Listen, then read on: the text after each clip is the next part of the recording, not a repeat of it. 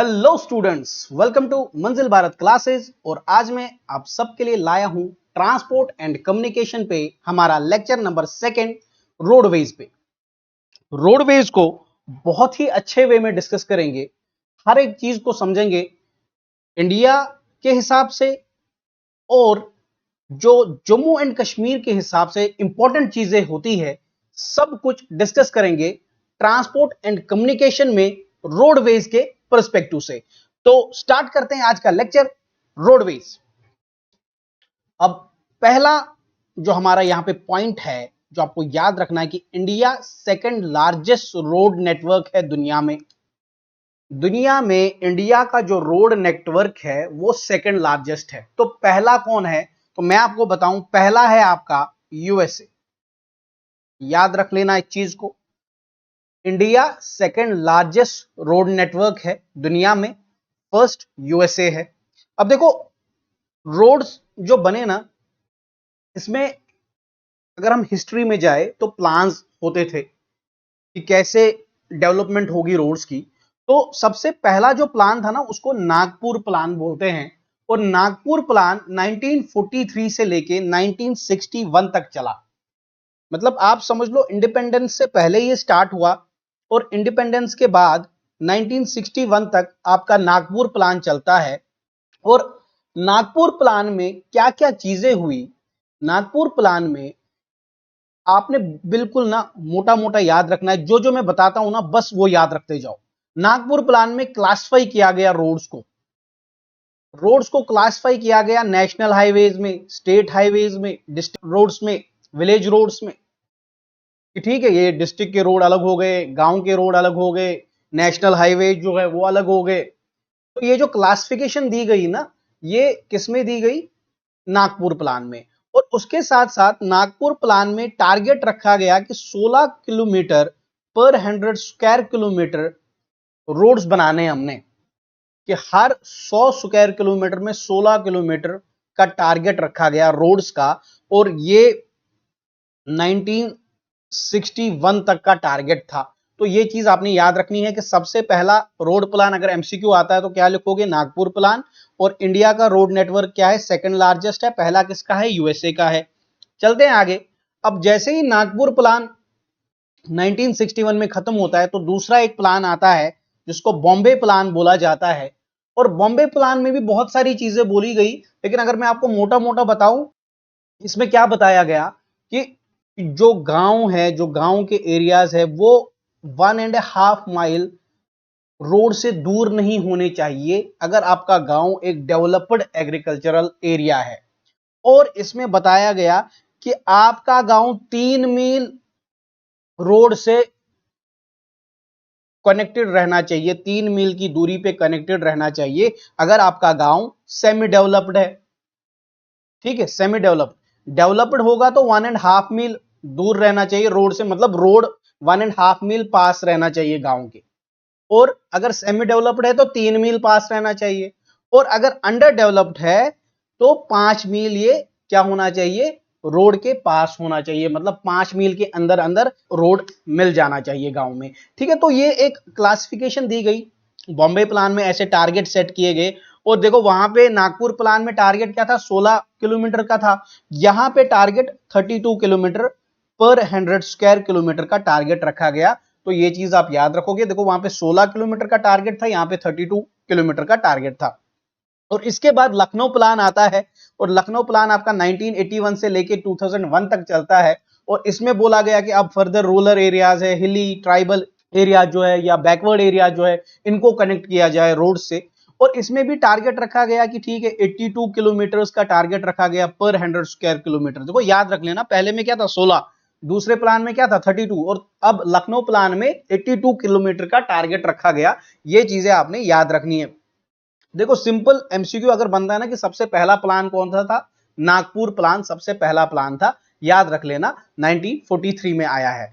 और उसके बाद आपका बॉम्बे प्लान आया, फिर लखनऊ प्लान आया। अब देखो, इसके बाद भी प्लान्स आए 2001 से लेके 2021 तक। अब चल रहे हैं प्लान्स।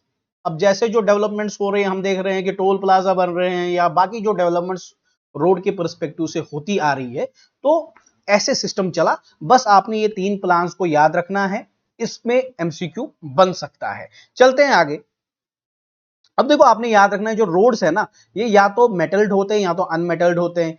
अनमेटल्ड मतलब कच्चा रोड, मेटल्ड मतलब पक्का रोड। देखो दो तरह के रोड आपको मिलते हैं, मैग्डमाइज्ड रोड जिसे आप बोलते हो, जिसमें मैग्डम डाला हुआ होता है ना, तो वो हो गया आपका मेटल्ड रोड। और कच्चा रोड हो गया जिसमें अभी मैग्डम नहीं डाला हुआ है, जिसमें अभी देखते हो आप गांव में अभी मैग्डम नहीं डाला होता है, तो लोग बोलते रहते हैं यार इस पे मैग्डम डालो, इसको मैग्डमाइज्ड करो, इसको पक्का बनाओ, ठीक है, क्योंकि पक्का रोड होगा तो अच्छी बात है। तो ये चीज आप याद रखोगे। और रोड्स जो अंडरग्राउंड होते हैं ना, जो अंडरग्राउंड आपको रोड्स मिलते हैं उनको सबवेज बोलते हैं, आपने याद रखना है। अंडरग्राउंड रोड्स, सबवेज आपने याद रखना है, सबवेज टर्म है फॉर अंडरग्राउंड रोड्स। चलते हैं आगे। अब देखो यहां से इंपॉर्टेंट चीजें स्टार्ट हो जाती है। देखो लेक्चर थोड़ा सा लेंथी रहेगा, लेकिन जो भी इंपॉर्टेंट चीजें हैं ना वो हम सब डिस्कस करेंगे इसमें। अब आपने याद रखना है NHAI, बहुत ही इंपॉर्टेंट है, national highway authority of India, बहुत ही इंपॉर्टेंट एक अथॉरिटी इंडिया में आपने याद रखनी है। और ये स्टैट्यूटरी बॉडी है। देखो स्टैट्यूटरी बॉडी क्या होता है, एक होता है कॉन्स्टिट्यूशनल बॉडी, जो कॉन्स्टिट्यूशन में आपके संविधान में मेंशन है कि ये चीज होनी चाहिए। दूसरा होता है स्टैट्यूटरी बॉडी, ये कॉन्स्टिट्यूशन में मेंशन नहीं है, लेकिन हाँ इसके लिए एक एक्ट लाया जाता है और इसी एक्ट के हिसाब से इसको फिर बनाया जाता है, और इस एक्ट में इसके रूल्स एंड रेगुलेशंस होते हैं। तो जो NHAI है, national highway authority of India, ये किस एक्ट के तहत बनी? National highway authority of India act 1988 के तहत ये बनाई गई।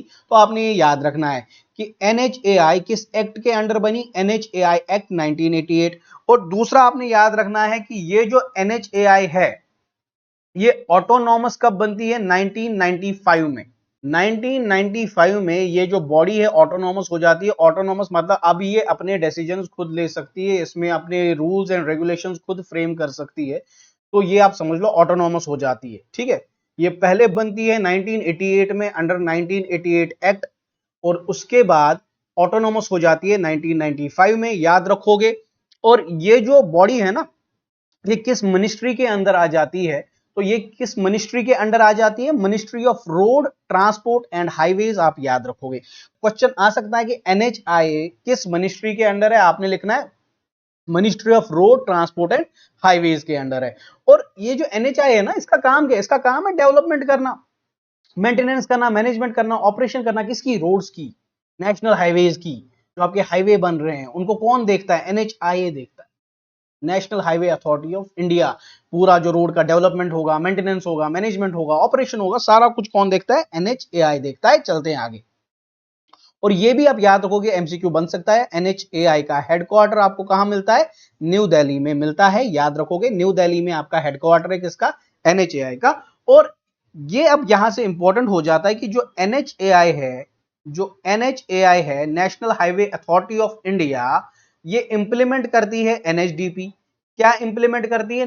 NHDP, याद रखोगे। NHDP होता है नेशनल हाईवे डेवलपमेंट प्रोजेक्ट।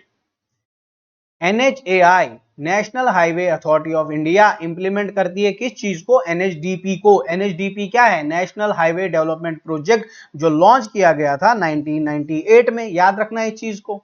और ये जो प्रोजेक्ट था ये भी किस लिए था? रोड्स को बनाने के लिए, हाईवेज को बनाने के लिए ये प्रोजेक्ट एक लॉन्च किया गया 1998 में।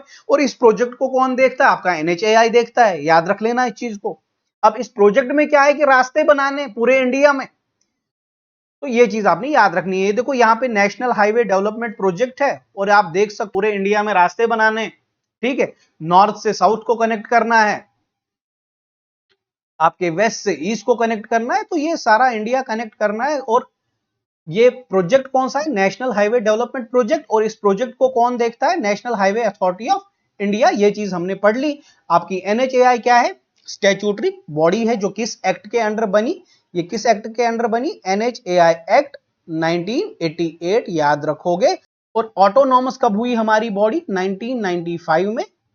और ये चीजें आप याद रखोगे। चलते हैं आगे। अब देखो एक प्रोजेक्ट है north south east west corridor का प्रोजेक्ट, याद रखना। नॉर्थ से साउथ और वेस्ट से ईस्ट, ठीक है, या ईस्ट टू वेस्ट आप बोल लो। North south east west corridor, ये एक प्रोजेक्ट है। और मैं आपको बताऊं, ये जो प्रोजेक्ट है ना, north south east waste project, ये आपके एनएचडीपी में ही आता है। एनएचडीपी का ही ये फेज सेकंड है, नेशनल हाईवे डेवलपमेंट प्रोजेक्ट, जो मैंने आपको अभी बताया उसी के अंडर आता है north south east west corridor. इसका मतलब इसको भी एनएचएआई ही देखता है। अब ये जो प्रोजेक्ट है ना, ये लार्जेस्ट ऑनगोइंग हाईवे प्रोजेक्ट है, सबसे बड़ा हाईवे प्रोजेक्ट, जिसमें क्या करना है, नॉर्थ को साउथ से कनेक्ट करना है और वेस्ट को ईस्ट के साथ। तो इसमें 7300 किलोमीटर्स के रोड्स बनाने हैं, जो 4 से 6 लेन के रोड्स रहेंगे, जिसमें एक्सप्रेसवेज भी आते हैं। एक्सप्रेसवेज मतलब आप समझ लो जो 6 लेन्स होते हैं, ठीक है। अब याद रखना, इसमें जो north south east west corridor है, इसमें श्रीनगर को कनेक्ट करना है कन्याकुमारी के साथ। मतलब यही समझ लो ना, नॉर्थ में श्रीनगर है आपका, कन्याकुमारी आपका साउथ में है। तो इनको कनेक्ट करना है इस प्रोजेक्ट में। और उसके साथ साथ इस प्रोजेक्ट में जो यहाँ पे गुजरात है, गुजरात में आपका पोरबंदर है और वहां से आपको कनेक्ट करना है सिलीचर आसाम को। तो गुजरात में पोरबंदर है और इसको कनेक्ट करना है आसाम के साथ, आसाम में सिलीचर के साथ। तो ये आपका हो गया ईस्ट वेस्ट, ठीक है। और ये चीज हो चुकी है, जैसे मैं आपको प्रोजेक्ट समझा रहा हूं कि north south east west corridor है क्या, और इसमें हाईवेज बनेंगे, और ये भी एनएचडीपी के अंडर ही आता है। एनएचडीपी को कंट्रोल कौन करता है, national highway authority of India. उसी ने प्रोजेक्ट लॉन्च किया, नेशनल हाईवे डेवलपमेंट प्रोजेक्ट, जिसके अंडर आपका north south east west corridor भी बनाया जा रहा है। यहाँ पे आप मैप देख सकते हो, ये श्रीनगर को कनेक्ट किया जा रहा है किसके साथ, कन्याकुमारी के साथ। ये आपकी जो लाइन है, तो ये हो गया आपका कौन सा कॉरिडोर, ये नॉर्थ और साउथ का कॉरिडोर हो गया। और यहाँ पे आप देख सकते हो कनेक्ट किया जाता है पोरबंदर। पोरबंदर कहाँ है, गुजरात में, और इसको कनेक्ट किया जा रहा है यहाँ पे सिलीचर। सिलीचर कहाँ है, आसाम में। तो ये आपका ईस्ट हो गया, ये आपका वेस्ट हो गया। तो नॉर्थ और साउथ को कनेक्ट किया जा रहा है और ईस्ट और वेस्ट को कनेक्ट किया जा रहा है। और याद रखना, नॉर्थ साउथ और ईस्ट वेस्ट कॉरिडोर ये एक पॉइंट पे मिलते हैं। ये मिलते हैं झांसी में। कहाँ मिलते हैं ये, झांसी में। याद रख लेना इस चीज को कि नॉर्थ साउथ कॉरिडोर और ईस्ट वेस्ट कॉरिडोर कहाँ पे मिलते हैं, झांसी में मिलते हैं, याद रख लेना। और ये मैंने यहाँ पे पॉइंट भी लिखा है कि एट झांसी ये आपके दोनों कॉरिडोर्स क्या करते हैं, आपस में मिलते हैं, जो नॉर्थ से साउथ है और ईस्ट से वेस्ट है। ये नॉर्थ से साउथ, ये ईस्ट से वेस्ट, ये कहाँ मिलते हैं, ये जो पॉइंट है ये आपका झांसी है, याद रख लेना। अब इसके बाद बात करते हैं भारतमाला स्कीम की। भारतमाला एक अम्ब्रेला स्कीम है, जिसमें क्या करना है, कोस्टल एरिया जो हमारे पास है, ये समझ लो, ये देखो आपका, ये वेस्ट कोस्ट है आपका, वेस्ट कोस्ट, इंडिया का मैप बना रहा हूं, ये ईस्ट कोस्ट है आपका। इसमें यही बताया जा रहा है कि जो ये कोस्ट है, कोस्ट्स के अलॉन्ग्स जो आपके एरियाज है, इनको कनेक्ट करना भारतमाला स्कीम के तहत इसमें रोड्स बनाए जाएंगे और इनको कनेक्ट किया जाएगा। और जो नॉन मेजर पोर्ट्स है, पोर्ट्स होते हैं जो यहाँ पे आपके जो वाटरवेज है, हम पढ़ने वाले हैं आगे वाटरवेज, तो वहां पे हम पोर्ट्स को भी डिस्कस करेंगे, ठीक है। पोर्ट्स पे जहां पे आपके शिप्स वगैरह लास्ट में रुकते हैं, तो उन पोर्ट्स को कनेक्ट करना, कोस्टल एरियाज को कनेक्ट करना, बैकवर्ड एरियाज, रिलीजियस या टूरिस्ट प्लेसेस जो वहां पे है, इन सबको कनेक्ट किया जाएगा किस स्कीम के अंडर, भारतमाला स्कीम के अंडर। ये आप याद रखोगे। चलते हैं आगे, ये क्वेश्चन आ सकता है भारतमाला स्कीम क्या है, तो आपने आंसर करना है। अब देखो, यहां से इंपॉर्टेंट चीज हो जाती है, इंपॉर्टेंट नेशनल हाईवेज को। हाईवेज बहुत सारे आपके, हाईवेज बहुत सारे हैं। हाईवेज एक स्टेट को दूसरे स्टेट से कनेक्ट करता है, नेशनल हाईवे। अब ये बड़े सारे हैं, आपने सारे के सारे नहीं पढ़ने, लेकिन जो इंपॉर्टेंट है ना, वो सब हमने डिस्कस करने हैं। तो यहाँ पे इंपॉर्टेंट हाईवेज को हम डिस्कस करेंगे और उनको याद रखने के लिए एक अच्छा सा डायग्राम भी ड्रॉ करेंगे। अब देखो, यहाँ पे 4 हाईवेज मैंने लिखे हैं, मैं आपको याद भी करा लूंगा, ये बस ध्यान रखो। इंटरेस्टिंग रहेगा ये लेक्चर, लेकिन अगर आप ध्यान रखोगे, क्योंकि देखो ये जो हाईवेज है बहुत ही वोलाटाइल टॉपिक है, एकदम से दिमाग से उड़ जाता है, लेकिन आप ध्यान रखो, याद रहेगा। और कोई भी प्रॉब्लम होती है ना, लेक्चर को रिपीट पे देख लेना। अब देखो, इंपॉर्टेंट नेशनल हाईवेज की बात करें, आपने याद क्या क्या रखने। सबसे पहला आप याद रखोगे NH44। NH44 मैं आपको बताऊं, श्रीनगर से कन्याकुमारी कनेक्ट करता, तो ये हमारा वही है जो मैं आपको अभी तक बोल रहा था, नॉर्थ साउथ कॉरिडोर, ठीक है। ये आपका इसको कनेक्ट करता है श्रीनगर से कन्याकुमारी। श्रीनगर आपका JNK में है, कन्याकुमारी आपका तमिलनाडु में है। तो ये नॉर्थ से साउथ कनेक्ट करता है आपका NH44। याद रख लेना इस चीज को। NH44 का ही पुराना नाम NH7 था।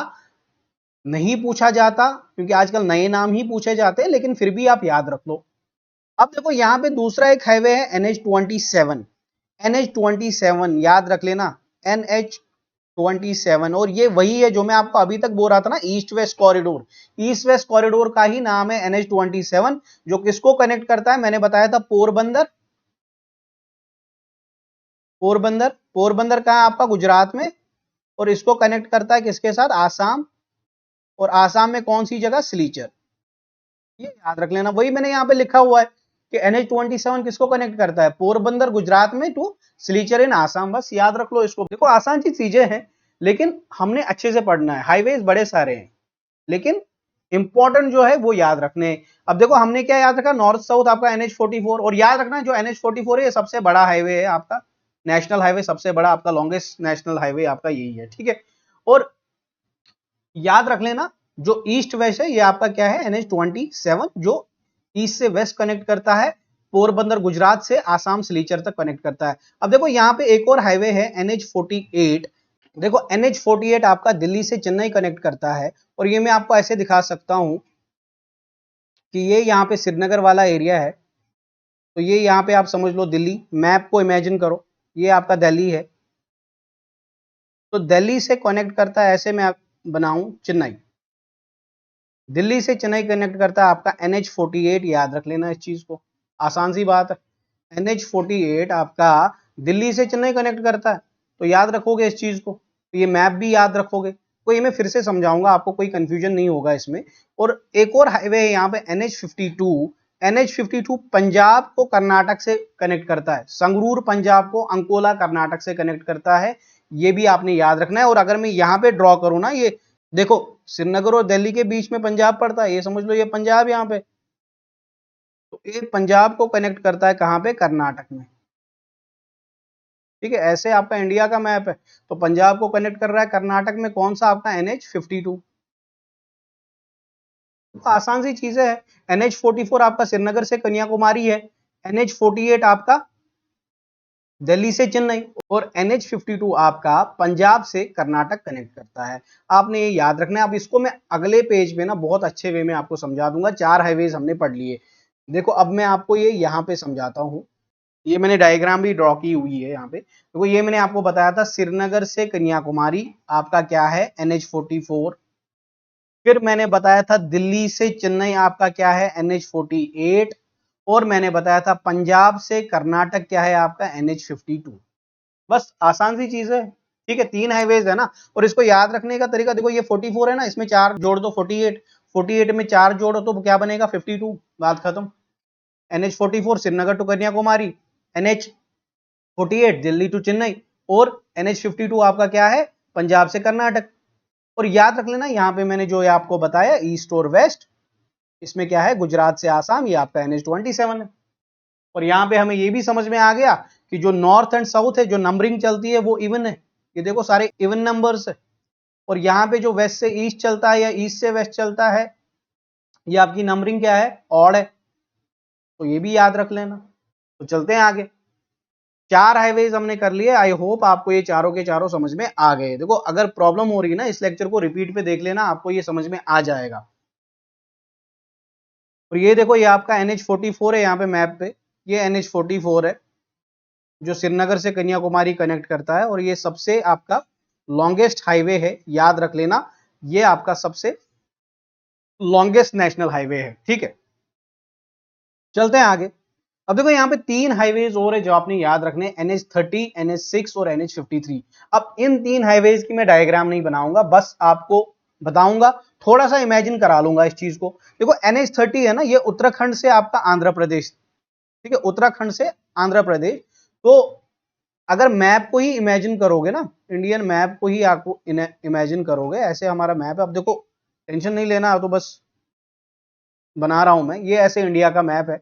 तो ये अगर आप समझ लो, ये यहाँ पे इस पॉइंट पे लगभग उत्तराखंड है, तो उत्तराखंड यहाँ पे आपका आंध्र प्रदेश है, AP आंध्र प्रदेश। तो ये उत्तराखंड से आंध्र प्रदेश कनेक्ट करता है आपका NH30। तो याद रख लेना इस चीज को। देखो मैप को इमेजिन करोगे ना, रास्ते खुद ब खुद याद रह जाएंगे। और उत्तराखंड में याद रखना सितारगंज है जगह, वहां से इब्राहिमपट्टनम है आंध्र प्रदेश में जगह, ये कनेक्ट करता है, ठीक है, उत्तराखंड से आंध्र प्रदेश। और यहाँ पे देख लो NH6 मैंने लिखा है मेघालय टू मिजोरम, ठीक है। तो ये यहाँ पे आपकी जो सिस्टर स्टेट्स है ना, नॉर्थ ईस्टर्न सिस्टर स्टेट्स में मेघालय और मिजोरम को कनेक्ट करता है आपका NH6, याद रख लेना, क्वेश्चन बन जाता है। और एक और हाईवे जो मैंने यहाँ पे मेंशन किया हुआ है NH53, ये हाजरा इन गुजरात तो पैरादीप इन उड़ीसा कनेक्ट करता है, मतलब गुजरात से उड़ीसा। तो ये मैं ऐसे भी बना सकता हूँ ना, ये हमारा गुजरात वाला एरिया है, ये गुजरात वाला एरिया हो गया, और ये यहाँ पे अगर आपको पता है इंडिया का मैप, तो ये उड़ीसा वाला एरिया है, ठीक है। अब परेशान नहीं करना है कि ठीक है सर क्या बना रहे हैं, जस्ट आपको समझाने के लिए बना रहा हूं ये मैं, ठीक है। तो गुजरात से ऐसे उड़ीसा को कनेक्ट करता है आपका कौन सा हाईवे, NH53, बस हो गया, आसान सी बात है। उत्तराखंड से आंध्र प्रदेश आपका NH30, और गुजरात से उड़ीसा आपका NH53। और मैंने एक और हाईवे यहाँ पे बताया सिस्टर स्टेट्स में, मेघालय से मिजोरम आपका क्या है, NH6 है, बात खत्म। ऐसे मैप ड्रॉ करके करोगे ना हाईवेज को, आपको याद रह जाएंगे ये चीजें, ठीक है। चलते हैं आगे। अब यहाँ पे तीन और हाईवेज है जिन पे क्वेश्चन बन जाता है, तो ये भी आपको याद रखने हैं। अब इसको याद रखने का सिंपल एक तरीका, आपने ईस्ट कोस्ट और वेस्ट कोस्ट बना लो। देखो ये मैंने ईस्ट कोस्ट और वेस्ट कोस्ट बनाया हुआ है यहाँ पे, और मैंने हाईवे लिखा है, एक आपका NH16 है, NH66 है, और NH19 तो मैं बाद में बताऊंगा, पहले 16 और 66 को डिस्कस कर लेते हैं। देखो NH16 आपका ईस्ट कोस्ट का हाईवे है, बात खत्म। ईस्ट कोस्ट में आपका कौन सा हाईवे, NH16, कहां से, वेस्ट बंगाल से लेके चेन्नई तमिलनाडु तक, ठीक है। ये यहाँ पे वेस्ट बंगाल है, और ये आपका चेन्नई तमिलनाडु, यहाँ पे चेन्नई तमिलनाडु, यहाँ पे क्या है आपका NH16 चलता है ईस्ट कोस्ट, ठीक है, याद रख लेना इस चीज को। और यहाँ पे अगर वेस्ट कोस्ट में आ जाओगे महाराष्ट्र से कन्याकुमारी, तो ये आपका महाराष्ट्र, और ये यहाँ पे कन्याकुमारी, तो ये आपका क्या चलता है, वेस्ट कोस्ट का हाईवे, जिसको आप क्या बोलते हो, NH66, ठीक है। ईस्ट कोस्ट को NH16 बोलते हैं, वेस्ट कोस्ट को NH66 बोलते हैं। और देखो NH16 का पुराना नाम था NH5, और NH66 का पुराना नाम था NH17, ये भी याद रख लेना। अब याद कैसे रखोगे इसको, देखो ये 16 है, ये 17 है, ऐसे कर लेना, लेकिन ये 16 नया नाम है, ये 17 पुराना नाम है। अब याद रखने के लिए बोल रहा हूं, ये ओल्ड NH5 है ना, देखो 5 के बाद 6 आता है, तो ऐसे भी याद रख सकते हो NH66। अब ये याद रखने का तरीका आपकी मर्जी है, आप कैसे याद रखना चाहते हो, बस याद रख लेना NH16 आपका ईस्ट कोस्ट है, और NH66 आपका वेस्ट कोस्ट का हाईवे है, याद रख लेना। और ये एक NH19 है, बहुत इंपॉर्टेंट हाईवे है, ठीक है। इसको ओल्ड NH20 भी बोलते थे, लेकिन वो जाने दो, NH19 याद रख लो, ये दिल्ली से कलकत्ता कनेक्ट करता है, ठीक है। अगर मैप बनाओगे सेम चीज, फिर से मैप बनाओगे इधर, ठीक है। तो ये अगर मैं ऐसे बनाऊं, तो ये आपका दिल्ली है, तो दिल्ली से ये कनेक्ट करता है कहां पे, कोलकाता, तो ये याद रख लोगे। तो दिल्ली से कोलकाता कौन कनेक्ट करता है, आपका NH19, याद रख लेना। और ये जो सारे हाईवेज थे ना, देखो यहाँ पे कुछ 9 हाईवेज मैंने डिस्कस किए, 9 के 9 इंपॉर्टेंट है, आपने याद रखने। चलते हैं आगे। अब देखो सबसे शॉर्टेस्ट हाईवे कौन सा है, अब देखो इसमें भी अलग अलग जगह पे अलग अलग इंफॉर्मेशन मिलती है, लेकिन मेजॉरिटी जगह आप ये देख लोगे NH548 आपका सबसे स्मॉलेस्ट हाईवे है, जो महाराष्ट्र में मिलता है, और ये NH48 को कनेक्ट करता है, ठीक है, याद रख लेना, बस इतना काफी है, ठीक है। कहाँ, कलम्बोली में मिलता है, ये कनेक्ट कलम्बोली को कनेक्ट करता है, सिंपल याद रखना, महाराष्ट्र में है NH548। अब ये 5 किलोमीटर की लेंथ है। अब ये भी आपको मिलता है कि NH327B सबसे शॉर्टेस्ट है, जो 1.2 किलोमीटर है, जो वेस्ट बंगाल में, तो दोनों याद रख लेना। तो जिस हिसाब से ऑप्शन आता है उस हिसाब से मार्क कर लेना। अगर आपको खाली वहां पे NH548 का ऑप्शन मिलता है, तो इसी को मार्क कर लेना। दोनों ऑप्शन मिलते हैं 327B को मार्क कर लेना। अब ये जो चीज है ना, ये ऐसी इंफॉर्मेशन है जो चेंज होती रहती है, ऐसा नहीं है कि यही अब शॉर्टेस्ट रहेगा, हाईवेज बनते रहते हैं, क्या पता कल को कोई दूसरा शॉर्टेस्ट हाईवे हो जाए। तो चलते हैं आगे। अब एक और यहाँ पे स्कीम है सेतु भारतम परियोजना, तो हमने भारतमाला पढ़ा, अब इसी के साथ अब यहाँ पे हम पढ़ रहे हैं सेतु भारतम परियोजना। सेतु भारतम परियोजना जो है, इसमें क्या करना है, ब्रिजेस को बनाना है, ठीक है। 1500 मेजर ब्रिजेस इसमें बनेंगे, रेल ओवर ब्रिजेस बनेंगे, जो ट्रेन चलती है ना उसके ऊपर ब्रिजेस बनेंगे। तो ये सारा जो ब्रिजेस बनना है, और ये जो ब्रिजेस बनेंगे किस स्कीम के अंडर बनेंगे, सेतु भारतम परियोजना के अंडर बनेंगे, याद रख लेना इस चीज को। बाकी PDF तो मिल जाएगा, इंफॉर्मेशन पढ़ लोगे अच्छे से, जो जो इंपॉर्टेंट है वो सब मैं बता रहा हूं। अब यहाँ पे इंपॉर्टेंट हो जाता है हमारा गोल्डन कोऑर्डिनेटर, ये एक अच्छा कंसेप्ट है जो आपने सीखना है। और गोल्डन कोऑर्डिनेटर देखो ये कंप्लीट है, ये मैं पहले बता दूं आपको, ये लॉन्च किया गया था 2001 में, और 2012 में ये कंप्लीट हो गया। ये गोल्डन कोऑर्डिनेटर है क्या, ये आपके मेजर जो मेट्रो सिटीज है ना इंडिया के, उनको कनेक्ट करता है। अब अगर आपको पता है मेट्रो सिटीज कौन कौन सी है इंडिया में, तब जाके आप ये समझ लोगे कि ये किनको कनेक्ट करता होगा। देखो दिल्ली आपकी मेट्रो सिटी है, अगर मैं मैप के हिसाब से बनाऊं। मुंबई आपका मेट्रो सिटी है, महाराष्ट्र, मुंबई महाराष्ट्र, ठीक है, मेट्रो सिटी है। इसी तरीके से आपका चेन्नई मेट्रो सिटी है, ठीक है। इसी तरीके से आपका कोलकाता मेट्रो सिटी है। तो ये वो जगह है ना जो मेट्रो सिटीज है, जहां पे मेट्रो चलती है। तो इन्हीं मेट्रो सिटीज को कनेक्ट करता है आपका गोल्डन क्वाड्रिलेटरल। देखो ऐसे कनेक्ट करता है इन मेट्रो सिटीज को, मतलब रास्ते हैं जो मेट्रो सिटीज को कनेक्ट करते हैं। मुंबई को दिल्ली से, दिल्ली को कोलकाता से, कोलकाता को चेन्नई से, और ये आपस में कनेक्टेड है, एक क्वाड्रिलेटरल बन जाता है, जिसको क्या बोलते हैं, गोल्डन क्वाड्रिलेटरल। क्या बोलते हैं इसको, गोल्डन क्वाड्रिलेटरल, ठीक है। याद रख लोगे किस किस को कनेक्ट करता है, दिल्ली, मुंबई, कोलकाता और चेन्नई, जो मैंने आपको बताया। अब देखो इसमें मेजर कौन से हाईवेज इन्वॉल्व होते हैं, इसमें NH48 इन्वॉल्व हो जाता है, NH19 इन्वॉल्व हो जाता है और NH16 इन्वॉल्व हो जाता है। अब ये हमें याद रखने ये कौन कौन से हाईवेज थे, NH48, NH19 और NH16। NH16 अगर आपको याद हो तो ये कौन सा हाईवे है आपका, ये आपका ईस्ट कोस्ट, ठीक है। और NH19 भी हमने देखा था, ये आपका क्या करता है, दिल्ली से कोलकाता कनेक्ट करता है, ठीक है। तो ये समझ लो ये आपका NH19 है, ठीक है। और NH48 भी मैंने आपको बताया था, NH48 आपका दिल्ली से चेन्नई कनेक्ट करता है। अब देखो ये जो मेन हाईवेज है जो हमने डिस्कस किया, अब देखो ये गोल्डन क्वाड्रिलेटरल कैसे बनाएंगे, ये मैं आपको नेक्स्ट पेज में बताता हूं। लेकिन याद रख लेना ये जो गोल्डन क्वाड्रिलेटरल है, इसकी टोटल लेंथ क्या है, 5846 किलोमीटर। याद रख लेना इस चीज को, टोटल लेंथ क्या है इसकी, 5846 किलोमीटर। देखो ये यहाँ पे गोल्डन क्वाड्रिलेटरल है, देखो किसको कनेक्ट कर रहा है, दिल्ली को, चेन्नई को, कोलकाता को और यहाँ से मुंबई। और मैंने बताया देखो दिल्ली से कोलकाता हमारा क्या चलता है, NH19, ठीक है।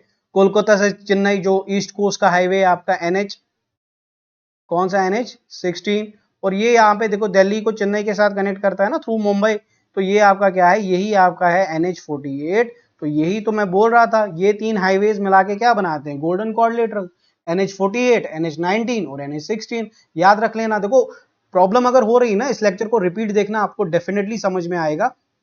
और क्या कर लेना, ये जो मैं डायरेक्शंस मैप पे दिखा रहा हूं ना, इसको एक बार अपनी कॉपी पे ड्रॉ कर लेना, आपको अच्छे से चीजें समझ में आ जाएंगी। चलते हैं आगे।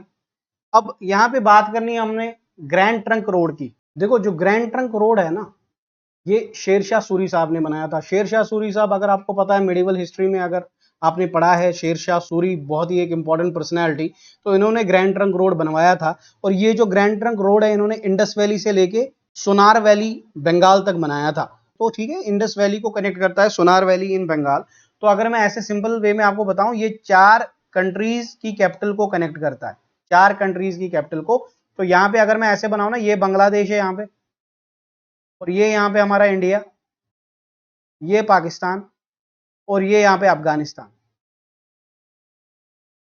अफगानिस्तान, ठीक है।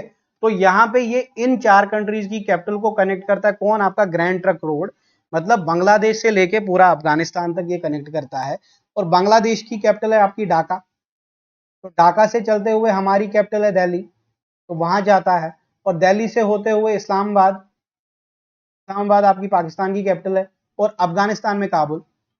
तो ये इन 4 कैपिटल्स को कनेक्ट करता है आपका ग्रैंड ट्रंक रोड। याद रखना ये कलकत्ता से लेके पिशावर पूरा कनेक्ट करता है, ठीक है। कलकत्ता तो हमारा ही बंगाल में है ना। और याद रखना 4 कैपिटल्स को कनेक्ट करता है, ढाका, दिल्ली, इस्लामाबाद और काबुल को। देखो यहाँ पे डायग्राम भी है, ये देखो यहाँ पे ये बांग्लादेश है आपका, बांग्लादेश वाला एरिया। देखो ये तो इंडिया हो गया पूरा, है ना, ये दिल्ली हो गया इंडिया में, और ये हमारा पाकिस्तान का इस्लामाबाद, और ये काबुल। देखो ये 4 कैपिटल है ना। देखो बांग्लादेश से होते हुए जा रहा है दिल्ली, दिल्ली से होते हुए जा रहा है इस्लामाबाद, इस्लामाबाद से होते हुए जा रहा है काबुल। और ये है आपका ग्रैंड ट्रंक रोड। किसने बनाया है, शेरशाह सूरी ने। इसको याद रख लेना, इसको उत्तर पथ भी बोलते हैं, इसको शहराए आजम भी बोलते हैं, इसको सड़क आजम भी बोलते हैं, इसको बादशाही सड़क भी बोलते हैं, इसको द लॉन्ग वॉक भी बोला जाता है, इसको द ग्रैंड ट्रंक रोड भी बोला जाता है। अब याद रख लोगे इस चीज को। चलते हैं आगे। अब यहाँ पे देखो एक हाईवे है NH10, ये आपने याद रखना है NH10। सिंपल याद रखना है, NH10 क्या है ना, सिक्किम को कनेक्ट करता है, ये सिक्किम की लाइफलाइन है, सिक्किम को इंडिया से जोड़ने का काम करता है आपका NH10। ठीक है, ये सिक्किम है यहाँ पे। तो सिक्किम को इंडिया के साथ कौन कनेक्ट करता है? मेन इंडिया के साथ आपका NH10 कनेक्ट करता है। ठीक है, बाकी तो हमें पता है ना, यहाँ से नेपाल है और यहाँ से भूटान है। मैप अगर आपके दिमाग में ना, ये लेक्चर आपको बहुत अच्छे से समझ में आ जाएगा। एक बार इस लेक्चर से पहले मैप को अच्छे से देख लेना। ठीक है, सिक्किम को कनेक्ट करता है इंडिया के साथ आपका NH10, बहुत इंपॉर्टेंट हाईवे है, याद रख लेना। चलते हैं आगे। अब देखो जो हाईवेज है ना, इनका कलर कोडिंग है, गवर्नमेंट ने इनका कलर कोडिंग रखा है। देखो एक होते हैं नेशनल हाईवेज जो आपके अलग अलग स्टेट्स को कनेक्ट करते हैं, दूसरा आपका स्टेट हाईवे जो स्टेट में चलते हैं, फिर सिटी हाईवेज जो डिस्ट्रिक्ट्स को कनेक्ट करते हैं आपस में, विलेज हाईवे जो गांव वगैरह को कनेक्ट करते हैं। तो इसका ना कलर कोडिंग है। ये जो कलर कोडिंग है ना, यहाँ पे ऐसे भी समझ सकते हो, जो माइलस्टोन्स होते हैं ना, माइलस्टोन, जब आप रास्ते पे चलते हो आपको ऐसे माइलस्टोन्स दिखते हैं जिन पे लिखा होता है 16 किलोमीटर, मतलब डिस्टेंस लिखी होती है कि कितना अभी आपको आगे रहता है। ठीक है, अलग अलग जगह जब आपको जाना होता है, तो ये जो माइलस्टोन्स होते हैं ना, उन पे भी आप ये कलर कोडिंग को समझ सकते हो। ठीक है, तो जो नेशनल हाईवेज है ना, वहां पे कलर कोड होता है येलो एंड व्हाइट, मतलब जो माइलस्टोन आपको दिखेगा वो येलो एंड व्हाइट कलर का होगा। स्टेट हाईवेज का माइलस्टोन ग्रीन एंड व्हाइट होता है, सिटी हाईवे का माइलस्टोन ब्लू ब्लैक या व्हाइट होता है, और विलेज रोड का माइलस्टोन ऑरेंज एंड व्हाइट होता है। अब देखो इसको याद रखने का सिंपल तरीका है YGBO, YGBO। वाई आपका ये नेशनल हाईवे, मतलब नेशनल हाईवे येलो होता है। जी आपका स्टेट, स्टेट मतलब ग्रीन होता है। बी मतलब सिटी, सिटी आपका क्या होता है? ब्लू या ब्लैक। और ओ मतलब विलेज, मतलब विलेज रोड आपका कैसा होता है? ऑरेंज होता है। याद रख लेना इसको। ठीक है, YGBO याद रख लेना। येलो मतलब नेशनल, जी मतलब स्टेट, जी मतलब ग्रीन, ग्रीन मतलब स्टेट, बी होता है ब्लू या ब्लैक, ये आपका सिटी, ओ होता है आपका ऑरेंज, ये आपका विलेज रोड। तो ये कलर कोडिंग होती है। ठीक है, तो कलर कोडिंग किसके लिए आप समझोगे? जो ये रास्ते, जो ये हाईवेज है, और माइलस्टोन्स पे भी आपको ये कलर दिखेगा। और इसकी मैंने इमेज भी लाई है, आप अच्छे से समझ लोगे। लेकिन उससे पहले ये याद रख लेना कि खाली 2% रोड है इंडिया में जो नेशनल हाईवेज है, 4% रोड ऐसे है जो स्टेट हाईवेज है, सिटी हाईवे आपको 14% मिलेंगे। मेनली जो आपको रास्ते मिलेंगे वो 80% क्या है? विलेज रोड से। याद रख लेना इस चीज को। तो ये भी बोला जाता है कौन से रोड सबसे ज्यादा है, तो विलेज रोड सबसे ज्यादा है। ठीक है, तो ये यहाँ पे माइलस्टोन्स में लाया हूं। देखो YGBO मैंने बोला था ना, YGBO, देखो ये आपका नेशनल हाईवे हो गया, देखो येलो एंड व्हाइट है ना, और ये आपका स्टेट हाईवे हो गया ग्रीन एंड व्हाइट, और ये आपका डिस्ट्रिक्ट रोड हो गया ब्लैक या व्हाइट या ब्लू या व्हाइट ये होता है, और ये आपका गांव वाला विलेज रोड हो गया, ये ऑरेंज और व्हाइट होता है। बस याद रख लो, इमेज देख लो, बस हो गया काम। देखो सब कुछ याद रहेगा, बस अच्छे से पढ़ो, और इसको ना एक बार अपने एंड से भी लिख लेना रफ पे, आपको चीजें याद रह जाएंगी। अब बात करते हैं एक्सप्रेसवेज की। अब एक्सप्रेसवेज क्या है? एक्सप्रेसवेज होता है जो 6 लेन से ज्यादा रोड है ना। ठीक है, आप देखते हो 4 लेन के रोड्स होते हैं। अब नए रोड से जो एक्सप्रेसवेज है ये 6 लेन से ज्यादा होते हैं, इसमें 6 लेन या उससे ज्यादा होते हैं। आई होप आपने एक्सप्रेसवेज मतलब ट्रैवल किया होगा, अगर नहीं किया तो बस याद रख लो इसमें 6 लेन से ज्यादा होते हैं। तो अलग अलग एक्सप्रेसवेज है इंडिया में, और बहुत कम एक्सप्रेसवेज है, ऐसे नहीं कि बहुत ज्यादा हो गए हैं, और इन पे काम चल रहा है कि बड़े सारे एक्सप्रेसवेज बनाए जा रहे हैं। और याद रखना, एक्सप्रेसवेज को कनेक्ट करता है बाकी रोड्स के साथ। एक्सप्रेसवेज पे स्लिप रोड्स होते हैं साइड से, जो उनको बाकी जगहों से कनेक्ट करते हैं, लेकिन मेन एक्सप्रेसवे आपका 6 लेन का होता है। याद रख लेना इस चीज को। नेशनल एक्सप्रेसवे 1 आपका अहमदाबाद से वडोदरा कनेक्ट करता है, इसको महात्मा गांधी एक्सप्रेसवे भी बोलते हैं। याद रख लेना, महात्मा गांधी एक्सप्रेसवे आपका नेशनल एक्सप्रेसवे 1 है। याद रख लेना, महात्मा गांधी एक्सप्रेसवे किसको कनेक्ट करता है? अहमदाबाद से वडोदरा। दूसरा आपका नेशनल एक्सप्रेसवे 2, नेशनल एक्सप्रेसवे 2 ये कनेक्ट करता है कुंडली गाजियाबाद पलवल। देखो 3 जगह, कुंडली गाजियाबाद पलवल, इसको ईस्टर्न पेरिफेरल एक्सप्रेसवे भी बोला जाता है। क्या बोला जाता है? Eastern peripheral expressway. याद रख लेना इस चीज को। देखो एक्सप्रेसवे 1 क्या है? अहमदाबाद से वडोदरा।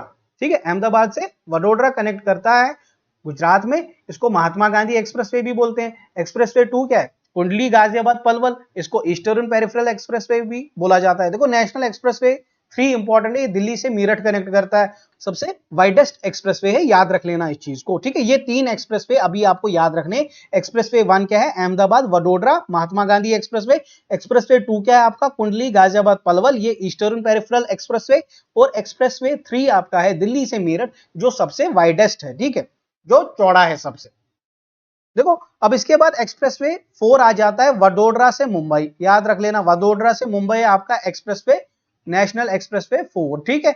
एक्सप्रेसवे 5 है आपका दिल्ली से अमृतसर से कटरा, देखो ये हमारा भी आ जाता है क्योंकि कटरा ये जम्मू से कनेक्ट करता है ना, तो इसको नेशनल एक्सप्रेसवे 5 बोला जाता है, दिल्ली अमृतसर कटरा एक्सप्रेसवे। और ये 5A अलग से याद रखना, नकोदर अमृतसर, अगर आप अमृतसर गए हो, नकोदर अमृतसर में ये एक्सप्रेसवे 5A है, मैंने ट्रेवल किया है वहां से, तो बड़ा एक अच्छा खासा एक्सप्रेसवे है। National expressway 5A Nakodar Amritsar. National expressway 6 और 7A रिसेंटली बने हैं, लखनऊ कानपुर एक्सप्रेसवे और बेंगलोर चेन्नई एक्सप्रेसवे। अब इसको याद रख लेना, एक ट्रिक बना लो इसको याद रखने की, आपको याद हो जाएगा, ठीक है। आई होप आपको याद रखा। मैंने बताया नेशनल एक्सप्रेसवे 1 क्या था, महात्मा गांधी एक्सप्रेसवे, ठीक है, महात्मा गांधी एक्सप्रेसवे आप याद रखोगे। दूसरा था नेशनल एक्सप्रेसवे 2, तो हमने देखा था ईस्टर्न पेरिफेरल एक्सप्रेसवे, तो याद रखोगे कुंडली गाजियाबाद पलवल, ठीक है। और नेशनल एक्सप्रेसवे 3 हमने देखा दिल्ली मेरठ, दिल्ली से मेरठ कनेक्ट करता है।